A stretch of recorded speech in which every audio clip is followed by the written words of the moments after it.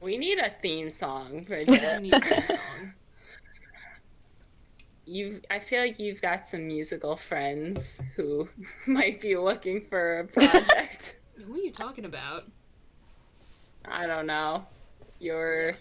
You're, isn't there that one person you want to get on the podcast? Yeah, but he, like, writes Russian rap. So That will the be our theme song intro. will be a Russian rap.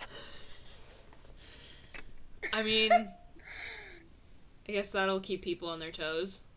But anyway, this week we're here with Emily Whitney, who is joining us to just talk about whatever stupid things we come up with. Oh, absolutely. We love to I'm hear here it, love for to it. see it. Is your bed a loft? Yeah, so it used to be bunk beds until my older sister moved out, and now I just kept the top one, so now it's just a loft. I love that. I always That's wanted like awesome. bunk beds or a loft. Hand built by my father. I love that. But there's like something about being off the ground that makes me feel safe. I don't know what it is. It's like monkey brain just being like tree safe. And there's just like a ton of storage underneath. I have all my That stuff down also there. sounds nice, like putting like a desk under the loft bed. Yep. Maybe I'll do that if I get an apartment. Do we? That sounds delightful. Do we agree that if you were to have a bunk bed and like only one person was using one of the beds, it's the top bed you're using? Yeah. What are you gonna do? Like, Yeah. Like the bottom could be like a I don't couch know. type deal if you can't like take the other bed Yeah. out. Right. I'm just thinking about my fear of the top bed falling on top of me, so that's why I'd like to sleep on the top bed. Oh, yeah. I have a Yeah. fear of the bottom. I didn't even consider that. Yeah, like... Although when Grace and I were thinking about doing bunk beds at Geneseo, I was fine with taking the bottom because I was like, oh, it can be my little nest. Like my like closed off little space, I can put a pillow in there, it'd be great. But if you're only using one, like if you as one single person have bunk beds, top bed. Absolutely, every time. This wasn't even on the list. This just came organically. Beautiful. Yeah. I have a story. tell. I'll make it quick, but my sister's roommate last year in college, so the roommate and her boyfriend like built a cave like underneath the bed situation. So they like didn't use, it was kind of weird actually. They didn't use like the mattress, but they converted like the bottom where you can normally put like dressers and everything. They cleared that all out and made like a cave, and they had a mini fridge. Yeah, Grace like, did that. Yeah, normally. That's so fun. I mean, it wasn't fun for my sister because there was always someone in the cave, and she'd come into her room and she's like, okay, is anyone in this room? And she wasn't close to the roommate or the boyfriend, so like one day she just walked in and like someone like skirted from under the bed like a rat. Grace did that. She like moved she like put bins on top of the bed and moved the mattress onto the floor and like made this nest thing, and I was kind of like, nice.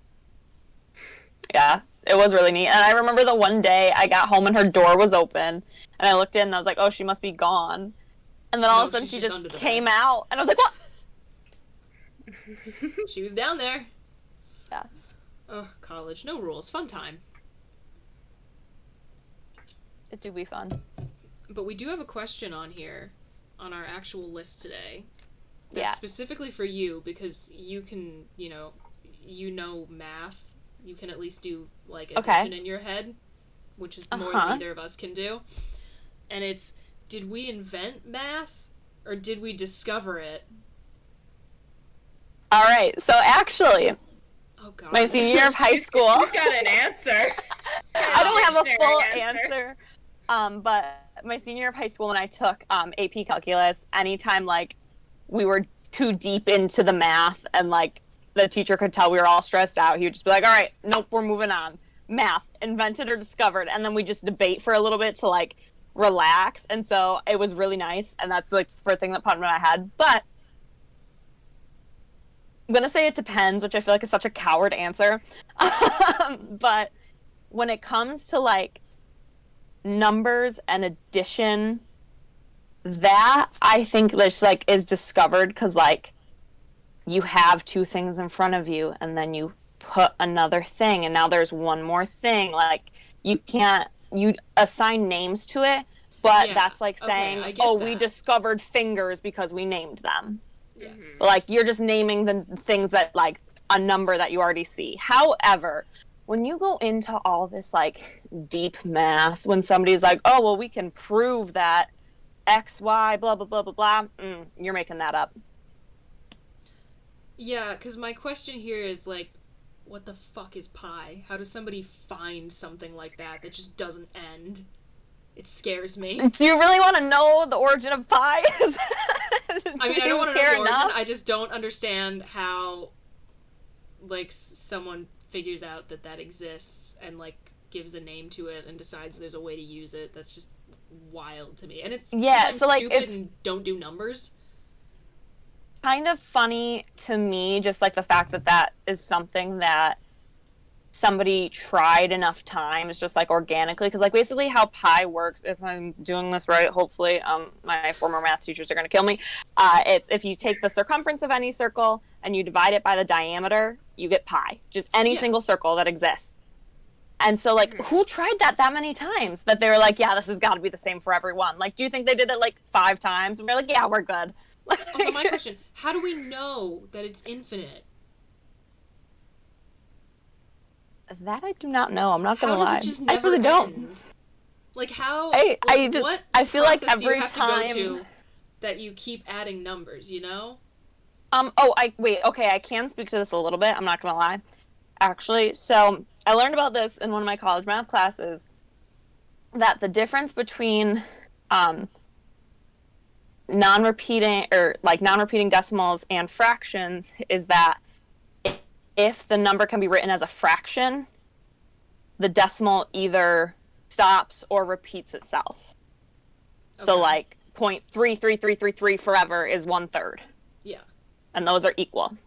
Mm-hmm. And so, pi, because there is no known fraction, which maybe they'll someday discover it, even, like, you can't take, like, 800 billion over 300 billion and blah, blah, blah, blah, blah, and get pi, that would, like, makes it proof that it goes on forever. And so the way to prove that is to just pick any fraction and say, oh, well, it could be this. Oh, no, that ends here. It could be this. Oh, no, that ends here. But again, who has the time? Not me. Yeah. But again, going back to what we discussed, this is all crap we're making up. Fractions, fake. That's my other thing. Like, fractions, like... The math I was best at in high school was geometry, because it was the most visual and, like, I could see things and that made sense to me. It wasn't just kind of like this nebulous, like, mess of numbers that we sort of made up. But the thing about fractions like 0.333 being 1/3, if you divide something into thirds, it doesn't go forever. Yeah. Like, if you cut a pie into thirds, you don't suddenly have infinite pie. Yeah. That'd be awesome. It's like IHOP's never-ending pancakes. It's like that GIF that went around on Tumblr, the chocolate bar that, like, convinced everybody that physics didn't work anymore. We don't talk about that. I'm just realizing now that there are people who are too young for that. I'm gonna have to link that in the comments. I hate that. That makes me so sad. It's awful. Wait. Continue. I have a question. I have a math question. So, is Pi Day, March 14th, I do know that, is that, like, the biggest holiday in the math world? Like, is that what, like, I'll count down to?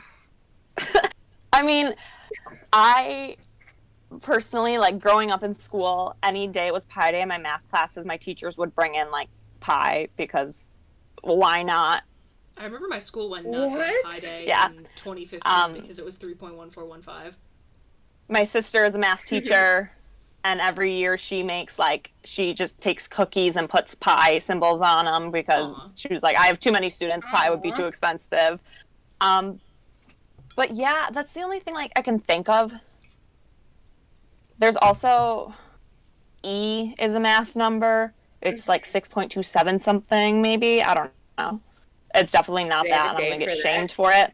But they might. No, E is 2 point something. Interesting. Oh, math scares me. Yeah. Math is fake. So yeah, numbers are real. We just named them. Okay, yes, I am with you.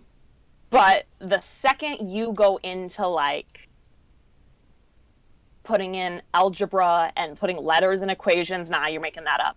Okay.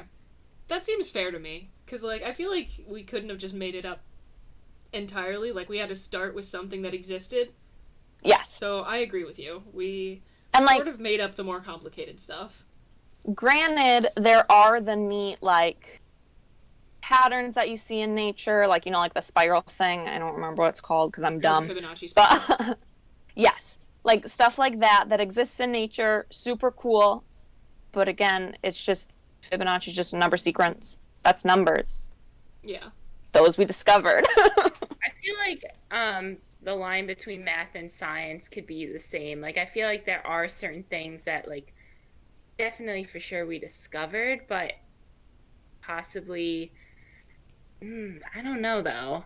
I feel like more so for science, you're doing more discovering as opposed to inventing. Unless you're making, like, I feel like inventing, like, a new, like medicine, for example, like chemical compositions, like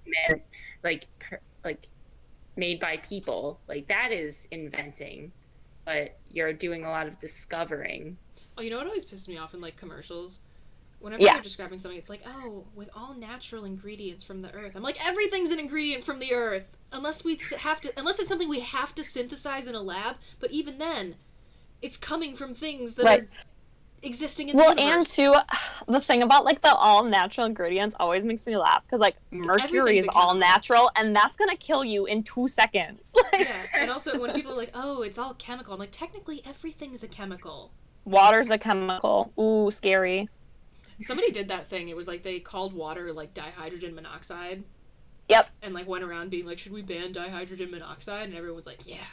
I'm like, no, it doesn't mean it's bad just because it has someone's using the scientific name. Did you know that everybody who's ever drank dihydrogen monoxide has died? Every single one. They've all died. Drinking my dihydrogen monoxide. You will die. I'm just warning you. Oh, no. When? Unsure, but you will die. My death will be put off by drinking it. Yeah. Rather than if I didn't, I would die much faster. Oh my god, wait, this is such a tangent. But there's actually this theory that when you, like, grow old and, like, die of old age, it's because when you're breathing in the oxygen, isn't it, all like, the oxygen you're breathing is, like, slowly oxidizing your body, and that's slowly killing you. But, like, also you need it to live, but then also it kills you. It's kind of neat. Humans are weird. Whatever, man. We're here for a good time, not a long time.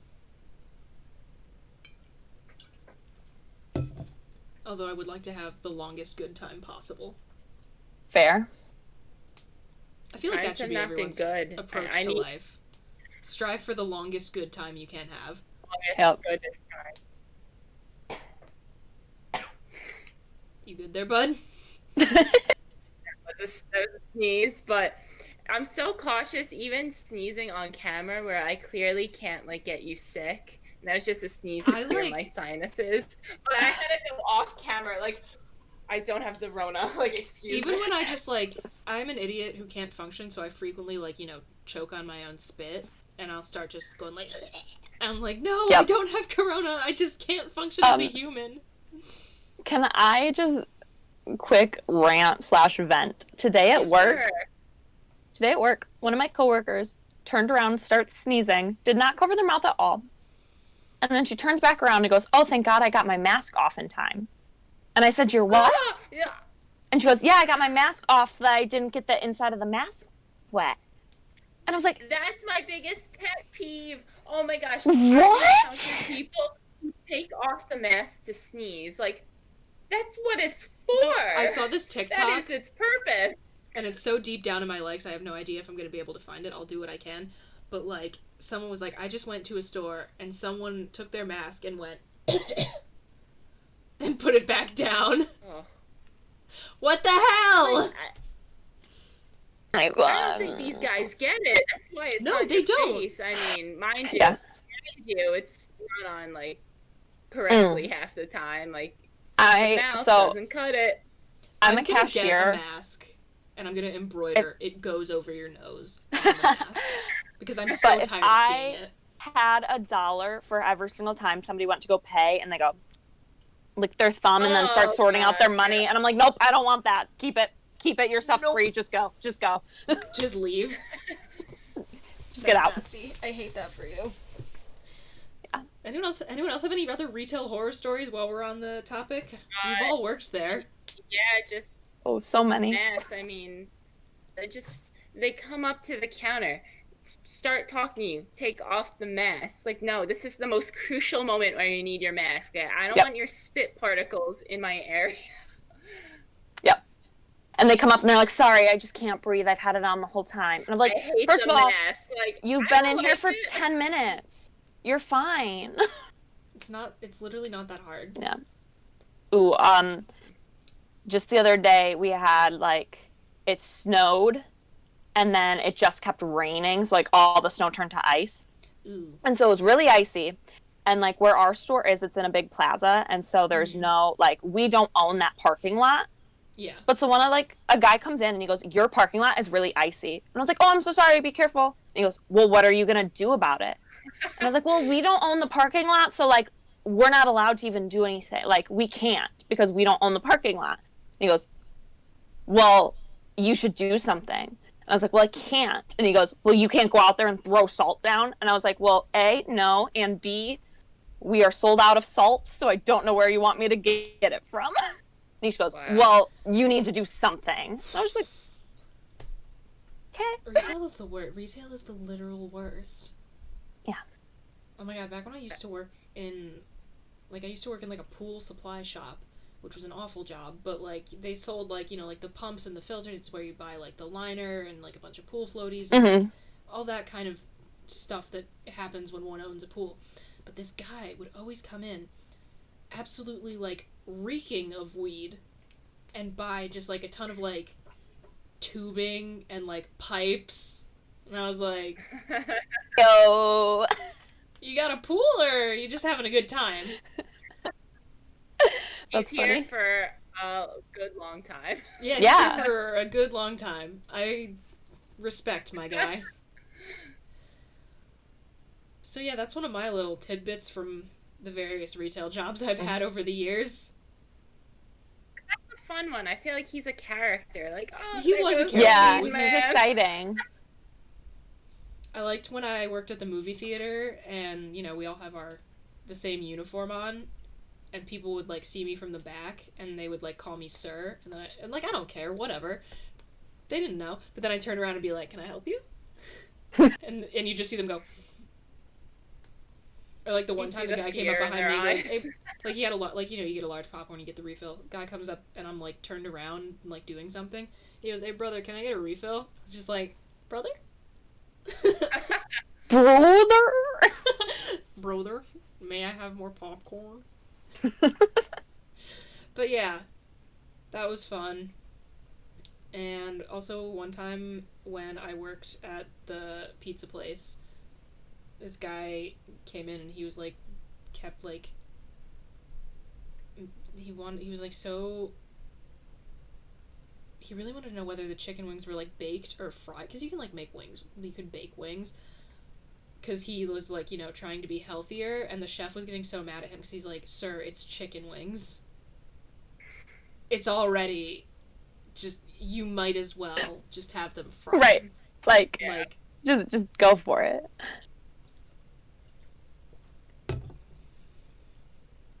Retail. There really is nothing like it. And there's nothing like the camaraderie of a horrible retail job. Like that you're working with just a bunch of other teenagers.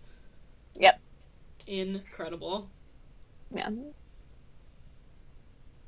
Anything else you have to say about the hell that is retail? I think it's so funny just, like, working retail, because, like, you absolutely despise it, but then I feel like sometimes when you leave it, like, I don't know, when I have left retail jobs, I don't miss them, but sometimes I'm just kind of like, oh, like, I kind of miss hanging out with these people because they were forced to hang out with me at work. There's a vibe to it. Like, there were things in the movie theater that really, like, I didn't like that job. It was not fun. Right. But, like, being miserable and cleaning up at 2 a.m. with a bunch of other people that were also miserable there at 2 a.m. without the managers watching us and, like, sneaking food. That was great. on it. The one thing I will say, like, customer service in general is just not great for the most part. You get some nice folks, but I've worked jobs, like non-customer service jobs, and then I'm just like, it's too easy. Like, who's not? There should be someone yelling at me right now. Like, I'm used to be treated like shit. Two things about customer service. One, I don't know where the whole, like, I know why we say, like, the customer is always right, because you, like, you know, want people's business. They're not. But, like, that's the fight with friends today. No. I have never met a more consistently incorrect group of people than the customer. Although, I will say, I recently became like store lead in my store, which isn't the manager or the assistant manager, but it allows me to be the person in charge sometimes. And there is no better feeling than when somebody's like, let me talk to your boss. And I just get to go, actually, I'm in charge tonight, sir, so there's nothing else I can do for you. Have a good one. Oh, it feels so good. It feels so good. No, you know what else is the silk of the customer service industry, like, work experience? Getting called any form of pet name by, like, a grandmother. Like, when any kind of, like, old lady comes up and, like, calls you, like, sugar or whatever. Yep. Incredible. The opposite feeling, same names, but when it's a 40-year-old man. Yeah, no, that's disgusting. Same names, totally different spectrum of feeling. Totally different vibe. But no, like, any kind of grandma coming up and being like, thank you, dear. I was just like, oh my god. Yeah. 10 out of 10. When old ladies call me sweetie, I'm like, I am a sweetie. If it's a man and he's like, okay, sweetie, I'm like, oh no, I'm jumping the table, we're fighting. Like, disgusting. Let's go. Yeah, no. I think there should be a holiday once a year where retail workers can throw hands with whatever customer they want.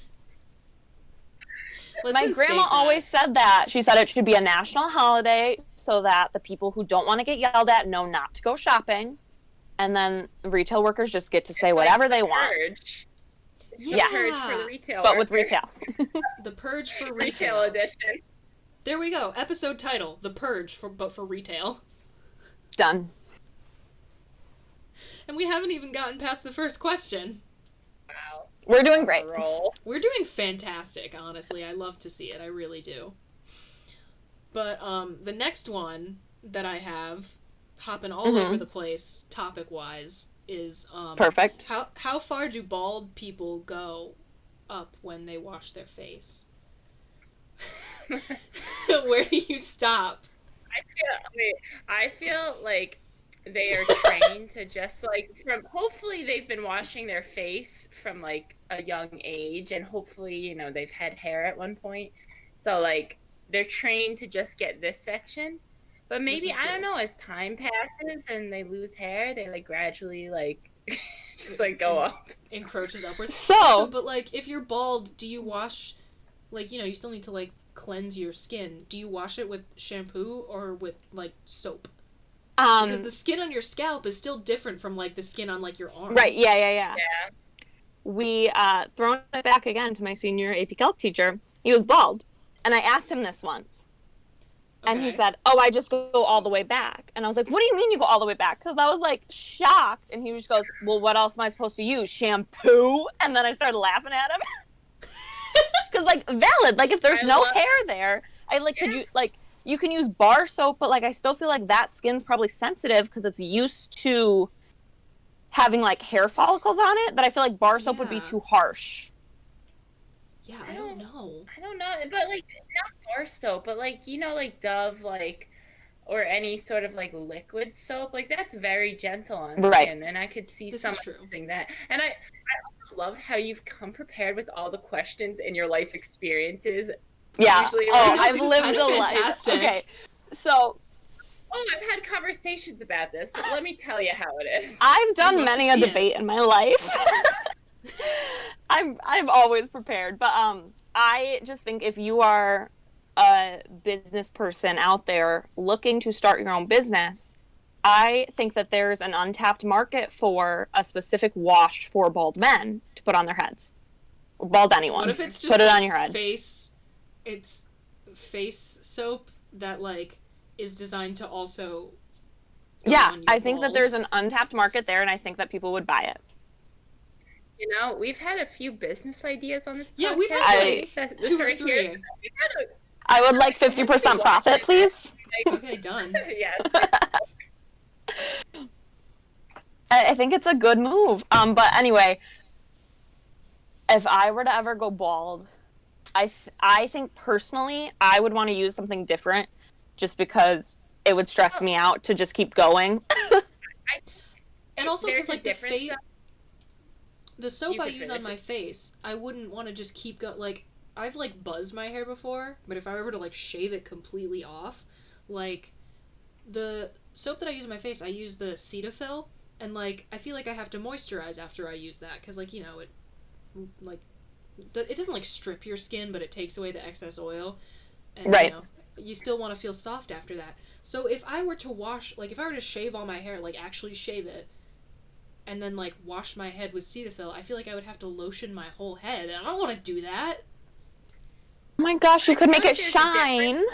I can make her shiny. I feel like there's a difference, though, like, between someone who completely shaves their head and someone who is just now bald. Like, because if you shave your head, like, you're able to grow hair, like, your hair grows every day, so by the time you would have a next shower, you would already have, like, some tiny little, like, hair follicles, like, well, but you'd it comes still be out getting, of your like, so I could closer contact, especially if you have thick hair, you're still getting closer contact of, like, the soap to your actual skin.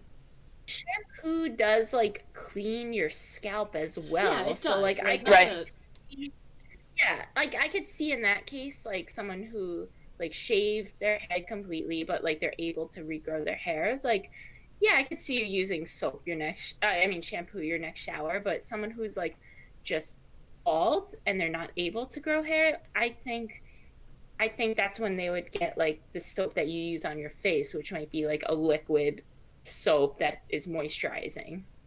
Yeah. Okay. I can see that.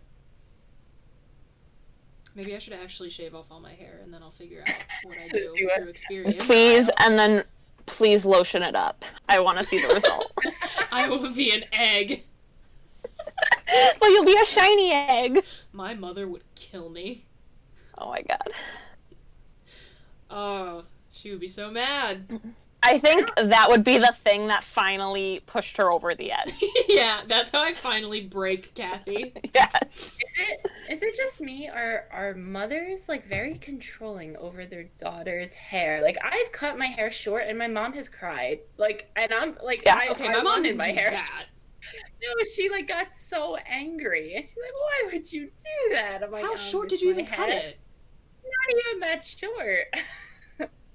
I think my mom was salty when I shaved my head. Yeah. I have, like, done a big chop a couple times. Mm-hmm. Like, I like to grow my hair all the way out, chop it all off, like, to here, grow it all out again, rinse and repeat.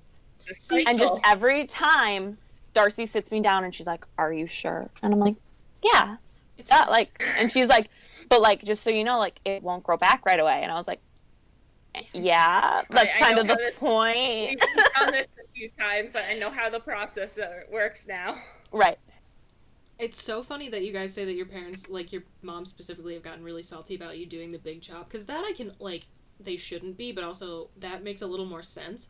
My progression to short hair was extremely gradual, and I still got a decent amount of resistance. Like, I went from, like, having it kind of long to, like, you know, shoulder length, and to, you know, like, neck-ish, and then a bob, and then I had that for a really long time, and then I did sort of like a longer pixie, and then I did this, and even when I shaved my head, it wasn't that long. Like, it definitely looked more plastic, just because, like, you know, that's a big difference when you have, like, nothing to, like, you know, even this, but, like, it was super gradual. It's not like I, like, shaved off, like, 12 inches of hair. And I think that might be part of it, because it's like, if you chop your hair off and you do the big chop, it's just like, I feel like if your mom's going to be salty about it, she's salty about it for like a day or two, and then she's like, "Oh, okay, whatever, I can move on." But if you just do it gradually, that's just another 1 to 2 days of being salty, 1 to 2 days of being salty, over and over and over. So you've just made her salty for so long. Yeah, maybe. I don't know. Yeah, ooh, wait, you want to know something kind of funny? This is sort of semi-related. Do tell. I once dated a rude boy, mean boy, and this is the first time I did the big chop TM, and I showed up at his door. I was like hanging out with him later, and I showed up at his door, and I didn't tell him, and it was like a surprise, and he got so mad at me.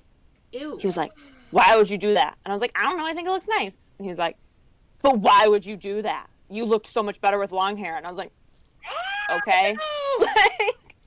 Luckily, I was already like feminist enough that I was just like, okay, like whatever, I don't care. As much as I'm like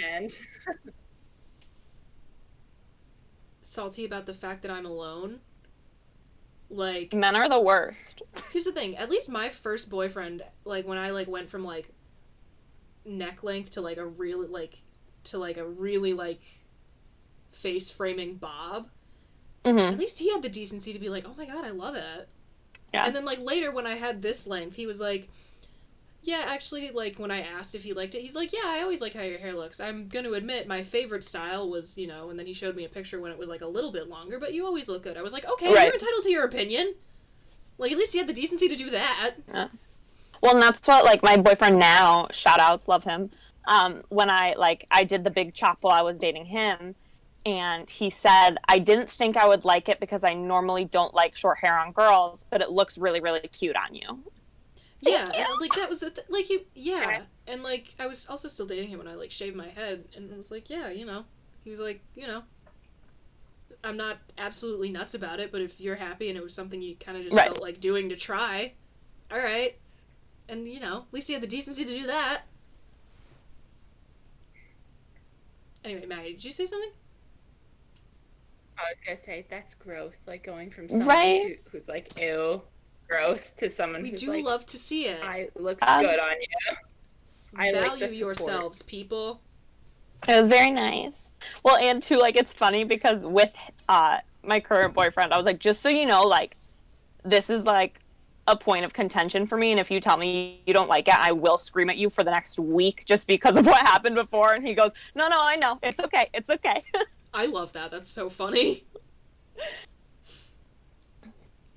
All right. I'm really excited for the next question because it's, like, super stupid. And it's an ask on Quora. What a website that was. But it is this, and I will be linking it in the description. If I legally purchased the Mona Lisa, could anyone stop me from eating it?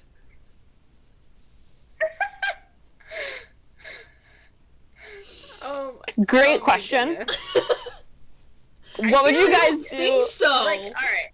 Like, it's your property. That's what I'm like. It wouldn't be possible. Like, it's like a historical artifact. Like, you cannot purchase it. I know, but like, let's say. But what if what if it went on auction and a private collector did purchase it? Could anyone legally stop them from consuming it if they wanted to? So actually, you know, I have life experience with this one. Oh my god. I'm kidding. Have you eaten other paintings before? Well, actually, not me, but no. This one I am indeed not familiar with. Already, like, all right, let's go. I know, but I just like my biggest question is like, could you eat the whole thing? Like, how? Like, I feel like you'd take a bite of it and then you'd be like, yeah, never mind, I'm done. Could you take a bite out of the Mona Lisa? Absolutely. Go for it. But I just don't think that you'd be able to finish it. I don't know. Have you ever seen, like, My Strange Addiction? Like, these She has a point. Like, people are out there eating plastic bags. Yes, like, there are people who can, like, chow down on anything. Like, and it doesn't surprise me anymore. Yes. I watched one about a lady who would eat the, like, sofa cushions. Which, like... The worst one I ever saw was the woman who was eating her husband's ashes. Oh, I've seen that one. That is not... Oh. She wanted him to be inside her one last time. You're disgusting. Going back to the question, though, and you raise a point, like, I mean, I guess you can prepare it, like, cut it up small, like, maybe, like, hide it in, like, other edible, like, and also, edible like, things. Here's the thing, you could also, like, if you dissolve it in acid and neutralize it with a base, you could straight up just drink it. But my question is, like, this person who asked this question, like, yes... What are their goals in life, by the way? Like, wait, yeah. Let's decide, like, oh, can I eat it? Like, I could see, like, can I destroy it if I buy it? Like, all right, that's still, like, why would you do that? But, like, it's like, who's in the Louvre thinking, this looks tasty. Forbidden snack. Forbidden snacks. Forbidden. So as for the legality of it, I feel like technically, like, yes. It's yours. Yeah, but like, yes. I think the real debate here is what is the best way to prepare the Mona Lisa for consumption. Okay, yes, I like this. I'm literally going to add this to the document as a secondary question. What is the best way to prepare the Mona Lisa for consumption? And I'm going to go with my first answer of, like, Mona Lisa smoothie.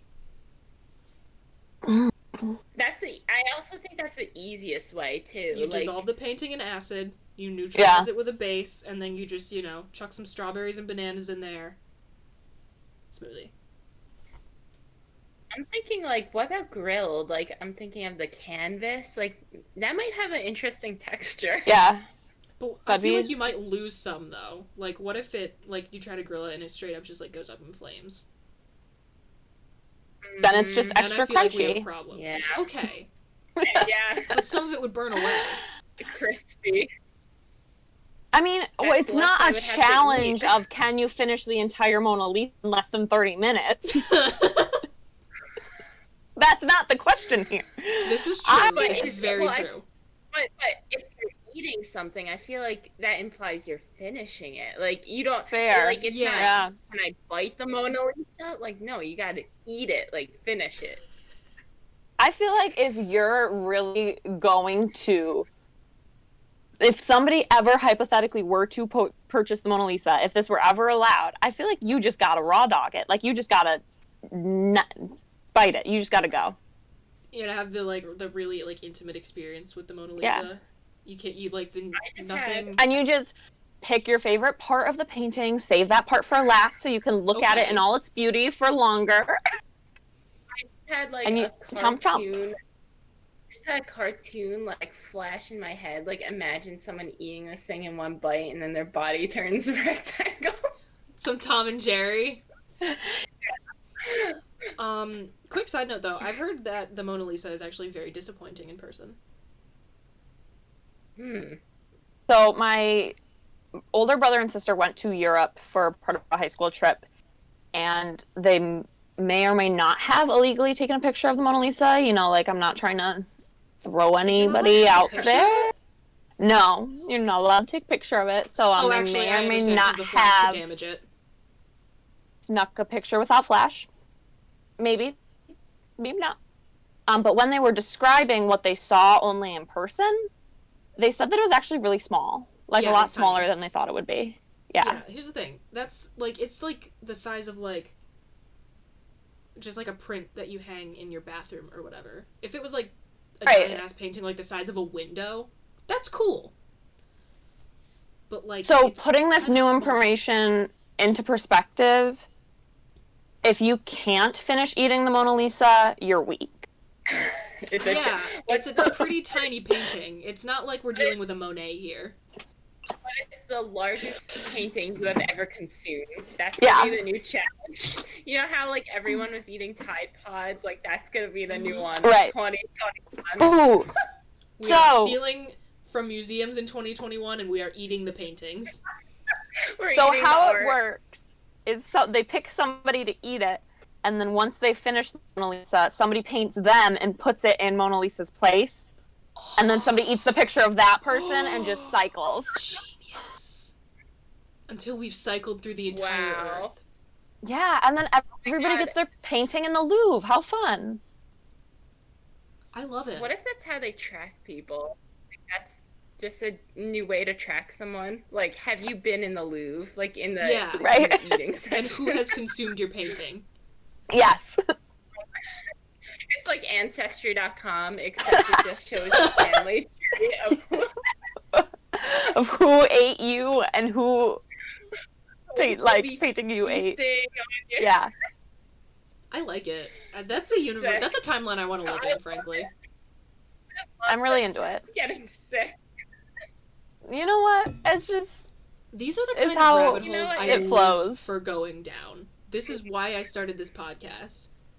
I watched an episode of the Gus and Eddie podcast, and they were getting so heated over what constitutes a hot dog and, like, looking up definitions and debating specific things. And I was like, oh my god, I want an hour of this. Yes. So I decided to do it myself. I love that. This is what I live for. Do we have anything else to say on whether or not you could legally eat the Mona Lisa or ways to prepare it? I don't think so. I think we may have it covered. Okay. Because I also really like my next question, because I think it's super funny and dumb. Let's go. Is it possible to stand backwards on a flight of stairs?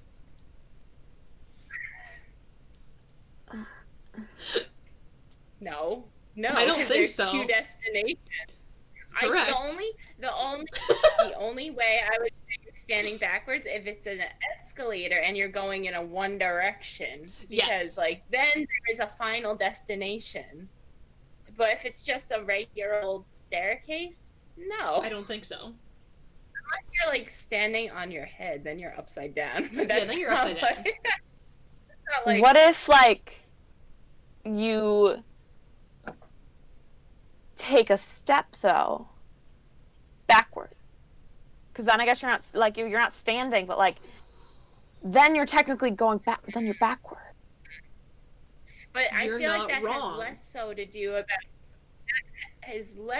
to do about like where you are on the staircase as opposed to how you're just moving your body. I just on a flat floor and just start walking backwards, and then like, oh yeah, she's walking backwards, as opposed to like, I feel like the stairs don't have as much to play in that.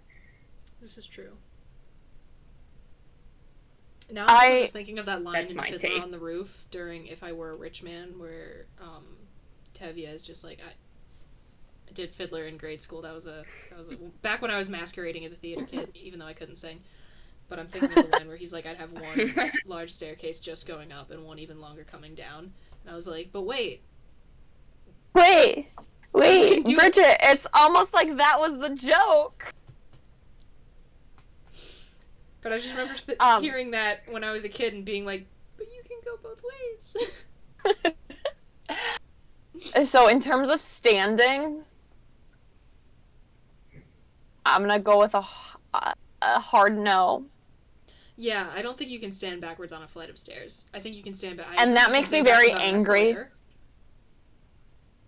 I do have a quick tangent about this. Do tell. Semi-related. We love tangents. I don't know why my dad does this, but anytime we're in an elevator, if the elevator's about to stop and like he's in like it's my family or like wherever, he goes, everybody turn around. And so then we all just face away from the door. And then the door opens, and we've never had anybody get in the elevator. Every time they just stand there, they just let it close. They're like, nope, I'm not dealing with that. That was like a psychology experiment they first did like decades ago at this point. But they were like, yeah, if everyone's standing backwards in an elevator, like people feel pressured to like also stand backwards, even though that's can you stand backwards? Is that can you stand backwards? An elevator goes up and down. Okay, I'm re-evaluating what I said. Like, away. That's not backwards. That's away. But it's backwards from like your destination. Like, I feel like it's a destinational thing. Like, yeah, your destination is still the forward floor. But, like, Unless you're... Can you ride an elevator backwards, though? I have absolutely no idea. I don't feel like you can't ride it backwards, but, like, you can stand in an elevator backwards depending on where the exit is. I don't know. That's a slippery slope. This is a strange hypothetical. This is a strange line of questioning, but I'm enjoying it. Go on. You know, it's like how some elevators have doors on either side, and like some floors it opens on the one side and some floors it opens on the other. What if you don't know which door your destination opens? Wow. And then also, if you don't know, which way should you face? Ooh. You know, I do that. I honestly feel like I encounter this on like the subways and trains, because yes, that's what I do, because sometimes I don't remember, like, all right, like, which side is the door gonna open up? You know what, let me just face the aisle so I'm not wrong. Yeah, I'm gonna say that's the definitive answer for that one. That's so fun. And I think it's like funny that, like, if you had to explain to an alien riding an elevator and you're like, but if there's two doors, you face this way, but if there's one door, you face it this way. Like, humans. Weird. We are strange creatures, truly. Okay. Let's see. We've been going for like even 45 minutes here, so do we want to try debuting Smash or Pass?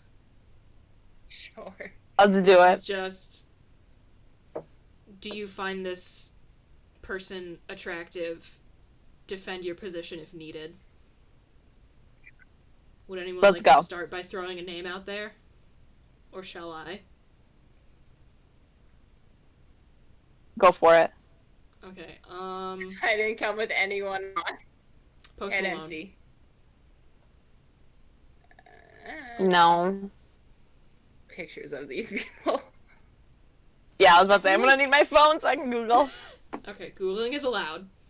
I'll edit in pictures for people who don't know, but I can't imagine a lot of people not knowing who Post Malone is. Anyway, I'm gonna say, I don't know, here's the thing, kind of, if you either, like, look past or make peace with the face tattoos, he's not that bad. It's not even just the face tattoos. Like, the dude just isn't good looking, I don't think. Yeah, to me it's, like, kind of just the whole vibe. Interesting. And for me, like, it's very hard for me to separate, like, somebody's looks from, like, their feel. And I don't like Post Malone's vibe, so that just ruins it for me. I love his vibe. I don't know what it is. No. I appreciate the vibe, and I like his music, but, like, on an attractive level, like, no. I can't vibe with it. Fair. Anyone else want to throw anything out there? Names? People? I feel not prepared for this. This is my draw out some emotions. Nicolas Cage? ? No. Pass. I absolutely would. Okay, so one of my favorite movies of all time is National Treasure. Excellent. Just A+ movie. All around excellent movie. 10 out of 10. And so if it was Nicolas Cage as Ben Gates, absolutely. Done. Okay. Done. Done deal. So for you, is it like a character thing? What about like Nicolas Cage, just the person? Like you find him on the street, and I think it's just that day, that's what you get. I think part of it is just like where he was like his age in that movie, and like I guess kind of like the clothes his character wore, but like fit him well, whatever. And it just has made me a fan of Nicolas Cage. And he's my guilty pleasure, like, watching Nicolas Cage movies is my guilty pleasure, and I'm not afraid to admit it. Oh, okay. In his prime, Harrison Ford. Okay. Smash. Yes? Is that a question? That man could ruin my life, and I would thank him. He was one of the most beautiful people. What were you saying? You're not Continue. wrong. Oh, I want to bring this one back into the loop. I know we've discussed this at length, but we have a new guest with us, so I want everyone's take again. Adam Driver. Yes! Smash. I knew that was going to be that for you. So, smash? Yes. Date? No. Like, he's like one of those people that, like, you would, but then you'd be like, you know, like, you wouldn't want anybody to know. So, like, you'd be like, all right, like, I'm immediately going to get on my phone and say that I'm a location nowhere near here so that nobody knows. Covering your tracks. Yeah, I would need to cover my tracks. I would be embarrassed. Absolutely not. No way. I love Adam Driver. That man's gorgeous. Yeah, I would be embarrassed, but also yes. Sad. All right, Maddie, you legally have to throw it. Oh, wait, you did. You said Adam Driver. Yeah. Yeah, I'd say yes, but, like, not, like, definitely not a first choice or even. Okay, like I'm surprised it's a yes at all. But I mean, I guess, like, 60% yes, 40% no. Like, it's a slim margin. See, and it's funny because, like, for me, if I were to look at any one of his individual features, I would say that they're not attractive. Like, I think his nose is weird, his eyes are, like, not anything to be excited about, his hair is not great, but just the vibe of those things together just works somehow. It really does. I feel like I appreciate that he's unique looking, and, like... And also the fact that he's, like, 6'9" really does not hurt. Oh, well, nice. Oh my god. Yeah, that's definitely a point in his favor. Being intensely tall definitely helps him a lot. Yeah. I'm trying to see who else jumps to mind and isn't just like one of my like really weird niche references. Can we talk about Benedict Cumberbatch? I'm sorry, but no. See, the thing that's funny. So unique looking, and I appreciate it, but like, no. If you asked me this question at age 14, I would I'd be like, oh my god, yes. And like, yes. But now I'm like, no. And I just want to know what happened. What happened to me? Because what went wrong? Of the cringe associated with him, because of the fact that he got way overhyped by a bunch of horny 15-year-olds like 5 years ago. Because the man is like... And what about it? No, here's the thing. I was one of them. But like the man is genuinely talented. Have y'all seen The Imitation Game? Fantastic movie. Yeah. Like he has genuine talent, and I think he is... Like he has a very unique look, which I think is definitely a point in his favor, because it's not like the same like, you know, thing that's cut and pasted into like every magazine. Like, you know, every male model who kind of looks the same. So that's definitely a point in his favor, but there's the cringe of the Sherlock fandom associated with him. And that's something for me. Getting, like, more flashbacks to Tumblr of those days. Yes. Same. And that, like, it's something that I can't separate. I would just be, like, cringing the whole time, because the only thing that I would be able to think about were the John Locke fan fictions that I inhaled as a child. Oh, see, I was like the one person who was not one. It was a decent sect of them, but the one person who was reading like the Sherlock Molly fan fiction, that was me. Yeah, that's why you're straight. Ish. That was me. That was my. John Locke was truly probably the cringiest point in my entire life. But here's the thing. It is a valid reading of the text, but it was also like a bunch of 15-year-olds like being really like fetishizing like yes. And I just cannot imagine how uncomfortable it must have been for Benedict Cumberbatch and Martin Freeman to exist. Like, I feel a little bad.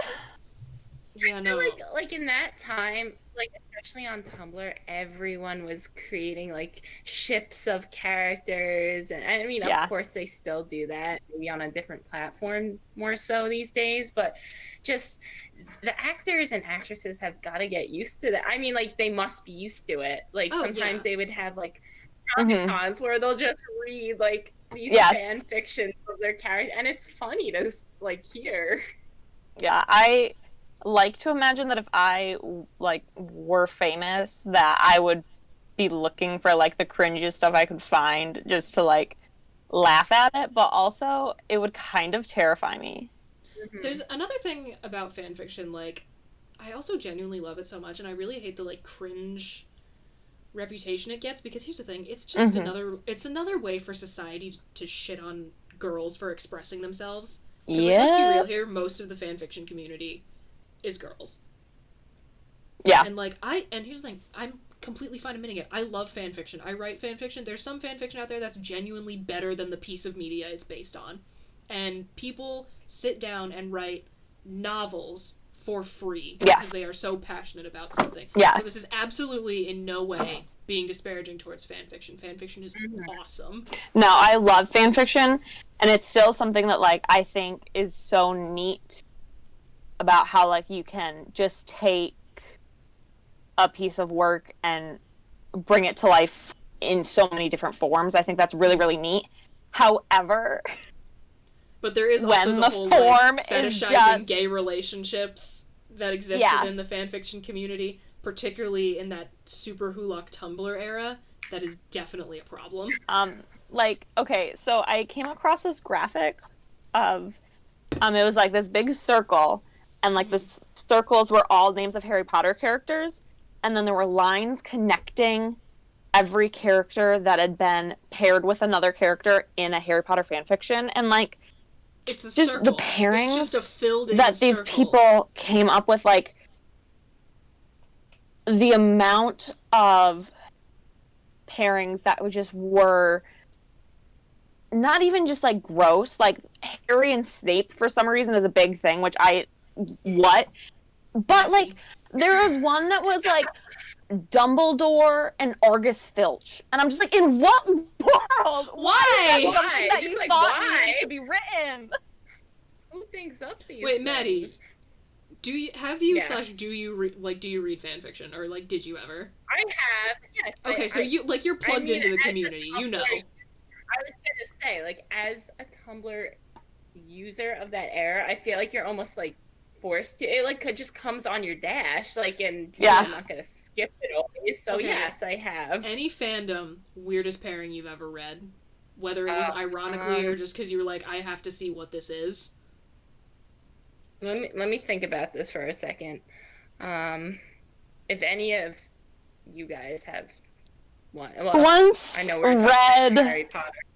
Yeah, so this is Harry Potter. Okay, I didn't realize because I haven't read much Harry Potter fanfiction. Continue. I found it was just like this random article I found while scrolling through Tumblr, and it was like the weirdest Harry Potter fanfictions that exist. I love it. I'm already sold. Basically, what occurs in this fanfiction is that Lucius Malfoy kills Draco, chops his head off, drills a hole in his forehead, and then, like, uses said drilled hole in the forehead. And oh my god, no, I know what was the weirdest just like, one is. Alright, it's time for me to go to bed. I know what the weirdest one is. We did a dramatic reading of this because we thought it was funny, and it was Barry B. Benson. And Freddie's mom, Carly. You were the one who did a dramatic reading of that in our suite. Oh. This is like the weirdest episode of this show thus far. I'm glad to be a part of it. Oh my gosh. I mean, you guys have me beat. The weirdest one I was gonna say, and I didn't like read fan fiction all too much, but I'm a I've mentioned this previously. I'm a fan of the Vampire Diaries, and the two main characters are Stefan and Damon, and their brothers. And I have seen some like incest fan fiction, which that is God, like just that's nasty. So I'm trying to think if there's any that I've like read unironically, like not just to make fun of it, like actually enjoyed. And I'm trying, like, yeah, I feel like anything I can come up with is just like fine. Yeah, I don't know if I have anything that's like that I genuinely enjoy that's like super out there. Right. But I don't know, some of the fandoms I'm in are kind of like niche to begin with, so like even like a lesser known pairing is kind of like out there, but I don't know. Right. Yeah, but like I think anything that's like strayed from the path I've read as like a way of being like, all right, let's see where this train wreck goes. Yeah. But also like I really respect people who write those like knowing that it's a train wreck and knowing that people are going to read it and laugh at it. Yes. Like the one we read. Like, that was obviously a joke, but it was so funny. Pure entertainment. Yeah, like, exactly. So good. So entertaining. Oh, God, that suite really was just chaotic. We were a mess, and we probably they should have come in October and been like, no, you guys got to move out. You're done. You're done. But then we wouldn't have these wonderful memories. That's fair. Oh my gosh. Well, and it's just like so funny because like Sarah Frank, please don't take away my paychecks. But I remember like on the first day that Grace moved in, she was like, I got a microwave for the suite. And I was like, that's not allowed. That's not allowed. And it was my first year being an RA, and I was like freaking out. I was like, what am I gonna do? What am I gonna do? And then I was like, you know what? I think it'll be okay. And then I think I ended up using that microwave more than anyone else in the suite. I remember all the illegal things we had in that suite. It was fantastic. We had a microwave, we had a toaster, we had things way above the cork line, we were burning candles. Yeah. It was great. It was fine. It was fine. Nothing happened. No. Good times. Good times. We are coming up on an hour, though. Okay. How would we like to conclude? Do we have any other things that we would like to touch on? I think that what I'm going to do with the rest of my night is gonna be writing. No, I'm gonna write one in which a man purchases the Mona Lisa and then eats it. Yes, I will read that. Oh, okay. I'm trying to figure out like what fandom I could write it for that this would be something somewhat feasible. I think I'm out of ideas. Thinking Harry Potter, you know how the paintings can talk? What if it's like, don't eat? Oh my god. Okay, so it's like an eternal struggle. Like, do I eat this painting? It's telling me not to, but I want to. Well, because I mean, Harry Potter canonically takes place in our universe, technically. So the Mona Lisa indeed exists. The Mona Lisa exists. That's Tune in next episode when we group write this fan fiction in a Google Doc. Yeah. You can watch it live. We'll have a reading. Beautiful. We'll do a dramatic reading. It'll be great. Wow. What a wonderful journey we've been on tonight, ladies. Yeah. What just happened? Do I look? Sometimes I watch these like when they're uploaded the next morning, and I'm just like, what? I'm like, who am I? Who is that person? What goes on in her brain? It's like nighttime, Maddie. Like that is a different beast. This is gonna be the one thing that like I feel like I'm gonna go apply for a job and they're gonna pull it up and be like, "This you?" Oh man. Oh yeah. Well, we're hiring one who eats paintings. Yeah.